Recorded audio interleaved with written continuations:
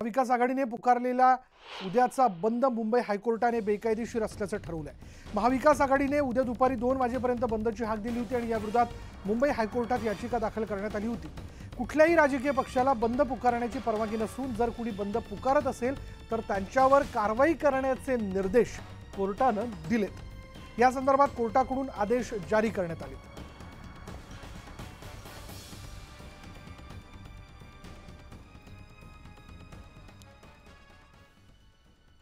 तर महाविकास आघाडीने पुकारलेल्या या बंदला कोर्टाने बेकायदेशीर ठरवल्यानंतर आता मुख्यमंत्री आणि उपमुख्यमंत्र्यांनीही महाविकास आघाडीच्या नेत्यांना सुनावलंय। राज्यात काहीतरी भयंकर करण्याचा विरोधकांचा डाव असून कोर्टाने बंद पुकारणाऱ्यांना चपराक दिली आहे असा टोला मुख्यमंत्र्यांनी लगावलाय। तर बदलापूर सारख्या घटनेवरून असं राजकारण करणारे मिंधे असल्याची टीका फडणवीसांनी केली।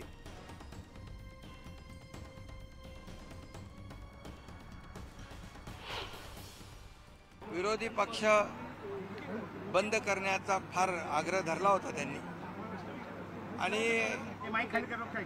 या बंदमुळे सर्वसामान्य माणूसच शेवटी भरडला जातो आणि म्हणून कोर्टाने जो निर्णय दिलेला आहे त्याची अंमलबजावणी राज्य सरकार करेल एवढंच मी या प्रसंगी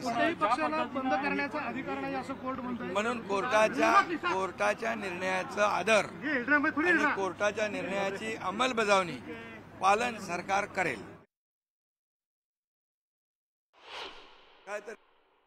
या राज्यामध्ये काहीतरी भयंकर घडवण्याचा प्रयत्न आहे अशी भीती आमच्याला।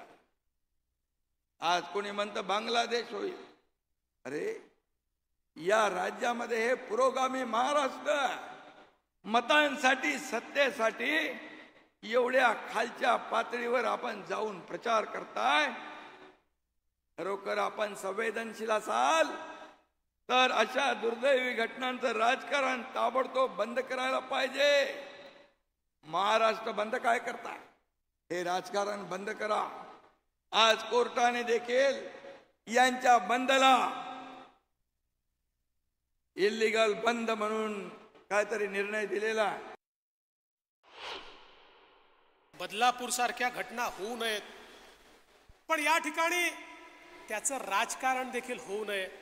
काही लोक मतांकरता इतके मिंधे झाले आहेत की अशा प्रकारच्या घटनांमध्येही राजकीय पोळी शेकण्याचं काम ते लोक करतात। या प्रश्नाच्या संदर्भात काही पक्षांनी सांगितलं आम्ही महाराष्ट्र बंद करू।